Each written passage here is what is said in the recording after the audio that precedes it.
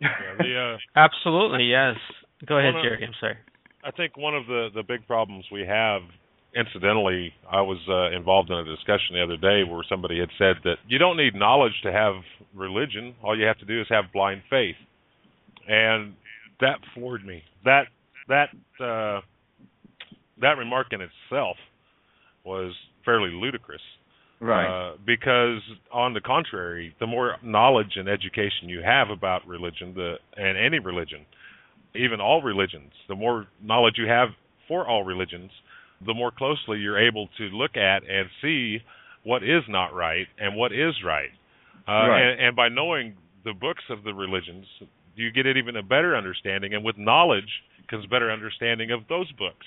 So I would say, for an example, a 6-year-old or a 7-year-old just learning to read that reads the Bible with very little wisdom and knowledge as of yet because of their age would be no different than somebody that has never practiced religion and only went off of propaganda that is 30 years old and reading the Bible or the Quran or the Torah and saying, I understand this.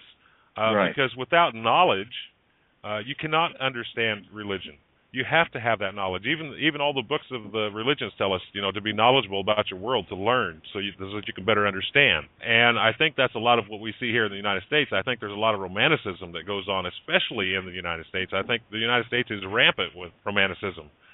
People thinking, well, we're the number one country on earth. We're the leader, and America is not the best country in the world anymore. And if they want scientific fact, there's scientific fact of that.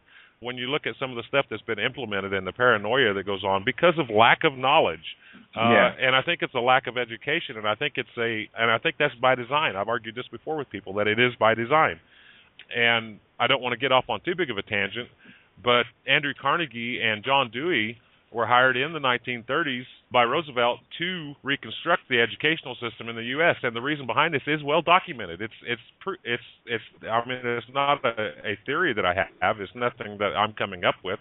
This is out of my study and my knowledge that they even teach you in college. That they were employed to form a system of education, not to produce critical thinkers, but to produce a nation of producers for the material and commercialism of those that do rule over the corporations and the political processes of the United States. They want people to be educated enough that they can follow what they're told, but not to be able to lead with their knowledge and education. And I think the same thing has went on with religion in a lot of aspects, in every religion. That a lot of what has come down through the ages has been a lot of tradition and paranoia and fear and people ruling by fear. I know I grew up Southern Baptist, and the biggest thing I remember about hearing in church when I was young, when I was 8 and 10 years old, was, well, if you don't do this, you're going to hell. Right. I mean, they didn't teach you about the love of God, about the love of Allah. They didn't really explain a lot about all the good aspects and the pure aspects of religion, the love and the empathy and the compassion and caring and, teaching your fellow man and taking responsibility for each other. And a lot of people say, well, I'm not taking responsibility for them. This is a free society. Okay, yeah. It's a free society, but morality should tell you, if you have good morals and you're well educated, you do have a responsibility to your fellow man. Well, that is why we're here. Yeah. I mean, the Good Samaritan. One message that I've always tried to carry with me throughout my life is about, not doing unto other people as you would, you wouldn't have them do unto you. Really, really, people, think about it. Take that on board. If you don't want people to do something to you, don't do it to them. Instantly the world would be a better place. But, to me, that's a core Christian value, and I suspect that runs through, through most world religions. And yet, it's not being taken on board. So, yeah, it's interesting how we get these messages out. The thing about these messages, they may have been eroded, but I think their power remains. They remain very powerful. And we're not just talking about different religions. We're talking, you don't have to have religious faith to have these kind of values. But these are the things that will make the world a better place. So, it's how we get people to care again about those things. Another thing about this is that, and I believe this is by design too, when you take faith away from somebody, away from a people, or you diminish that, such as Darwinism has done over the last couple hundred years, when you take faith away from somebody, their faith in a creator, their faith in Allah, their faith in God, however one wants to put it, in whichever religion, they're all the same God. the thing of it is when you take people's faith away from one thing, which it doesn't matter what that is, really, I'll go on an overall basis and even widen it further. When you take somebody's faith away, then they have to look at something else to get that faith, because most people on earth are not leaders. Okay, that is just a fact. But when you take somebody's faith or belief away through social conditioning and education, and it's aimed towards that, such as teaching Darwinism in school and not teaching anything about creationism because it's considered taboo in a lot of places, that they have to put that faith somewhere. They have to have faith in something.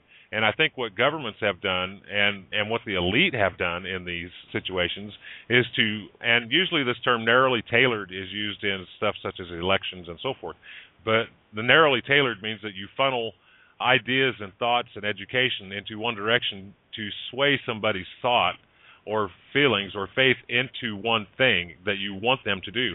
And I think that's what's happened in a lot of the countries around the world, is that people's faith has been narrowly tailored through education and social conditioning to depend on governments, to take at word what these government officials are doing. You know, hey, you elected us, so you put us in here, we're just doing what you want.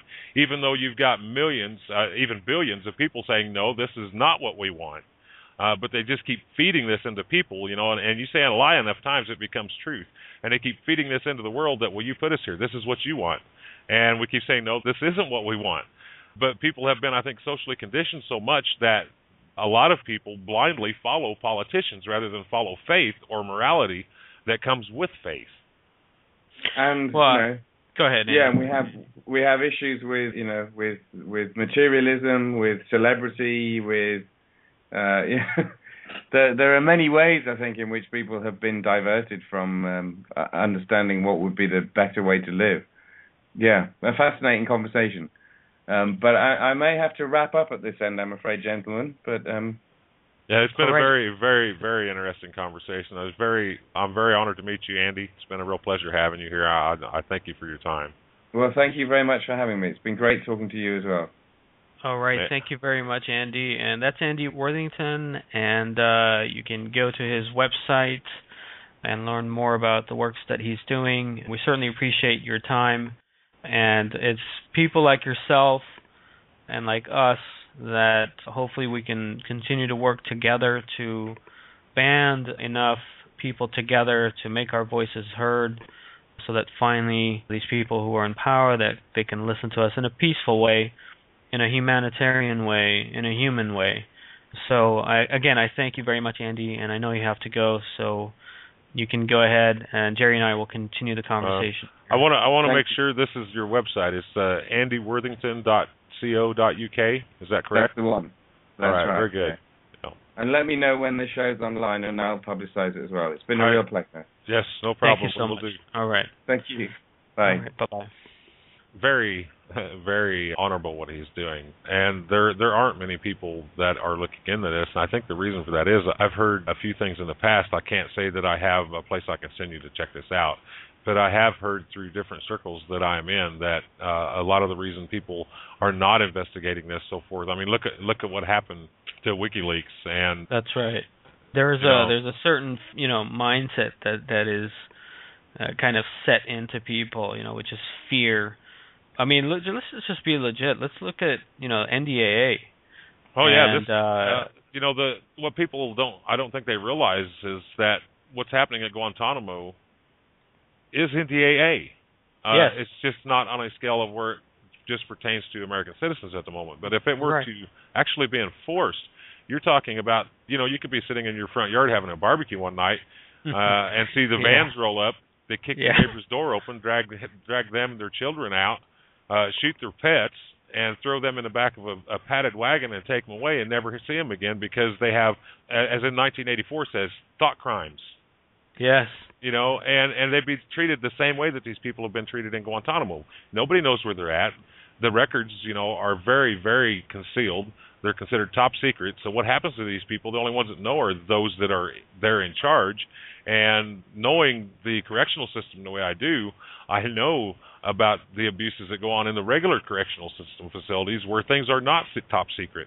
So I have a very hard time accepting the fact that these people are not being subjected to physical anguish and mental anguish in these places, especially not knowing why they're there. Absolutely. It is just unbelievable, and it continues. It continues on many levels. I mean, it is just so mind blowing. I have a hard time expressing this because you look at President Obama and what he was running for on the platform that he became president 2008, and he promised that he would close Guantanamo and put an end to that, and then he made promises about ending the wars and so forth, and yet here we are. Here we are. I was in a discussion last night with my sister, and we were talking about President Obama. And she says, yeah, but a lot of my friends and a lot of the people that she says she knows, they talk about him being a Muslim. And I said, well, people can claim to be anything they want, whether it be Christian, Jewish, or Muslim, but their actions are what shows what they are. And he can claim to be a Muslim, but he is in no way, in any way, shape, or form, in touch with what Islam is. Right. He cannot be, not with the things that he's doing. And they can pass it off, well, I'm doing this for the good of the country. Well, right. If you're doing it for the good of the country and you claim to be Muslim and you believe in the Quran, as he has said he does, I read the Quran all the time, is what he says, which as Muslims and Islam, we're entitled to read the Quran. But I cannot sit by and support him when he says this, and this is why. Because if the Quran and what is set forth for us in Islam through Allah in the Quran, and the Quranic morality, is there, and he wants to claim to be Muslim, then act like one. Show that compassion and that mercy and try to educate. And by saying, well, I'm doing what's best for the country, okay, so it's good enough for you, but not for the country that you're representing. I think that is a very fatal mistake on way of faith, saying that keeping and supporting stuff like this is support torture and oppression, and even considering acts like the NDAA. The American people are not a bunch of children. There's nobody around the world can be considered children. There are 3.5 billion people in the U.S., and I would be willing to say that at least most of those that are adult and that are educated and that do have some sense about them are fairly capable of protecting this country should it come to something that dire. When you look at the attacks we have had, I completely agree with Ron Paul when he says blowback.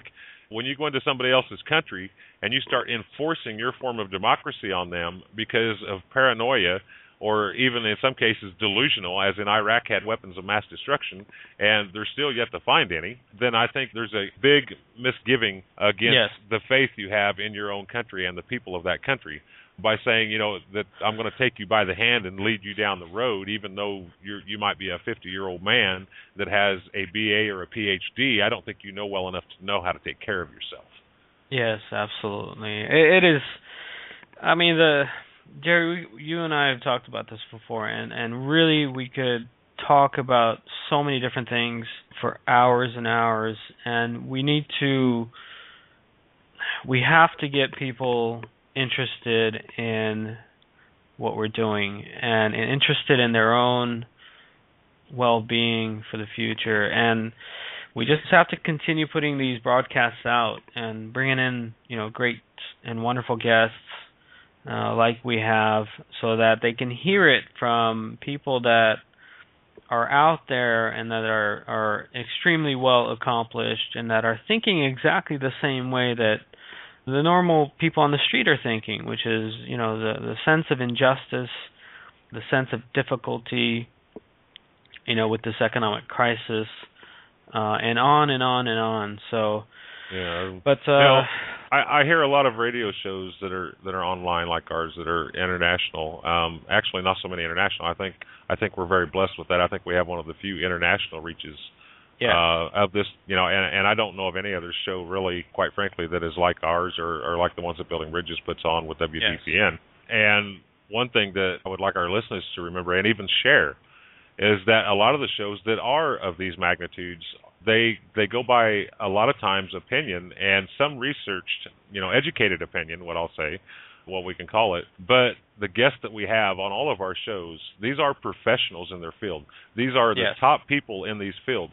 They have they're people that have been doing this for years. They're people that know this stuff. They have the facts. So when we put this stuff out, we're not just going on our opinions. We're not just going on our emotions. Yeah, it can get emotional, But that is, I believe, the compassion and the empathy, such as Andy was talking about, that is there. And empathy and compassion can be driving forces in this. I mean, when you have anxiety built up for something, you can look at that in two ways. You can look at it negatively, or you can look at it positively. And putting that energy towards something positive, such as what these people have done, the people that we have on as guests, and Yes. the things that Building Bridges is doing, is totally, I think, the right way to go. Because when you look at all the negativity in the world, there's got to be some light out there, and there is light out there. We just have to keep bringing it to people so they can see that. Beautifully said, Jerry, and really, as my co-host, you are really one of the lights that are out there, and appreciate you always being on the show. I want to thank everyone on behalf of Jerry and myself. We had Andy Worthington join us. On our next show, we will have another exciting guest. We're preparing for that already. And as always, from San Francisco,